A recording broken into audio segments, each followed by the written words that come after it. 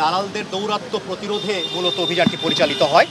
এই অভিযানে আমাদের যে মূল এজেন্ডাটা ছিল সেটা হচ্ছে যে আমাদের যে দালালরা মানুষদেরকে বিভিন্ন ধরনের হয়রানিমূলক কর্মকাণ্ড করে থাকেন বলে আমাদের কাছে অভিযোগ রয়েছে। সেই অভিযোগের প্রেক্ষিতে আমরা আজকে অভিযান পরিচালনা করি।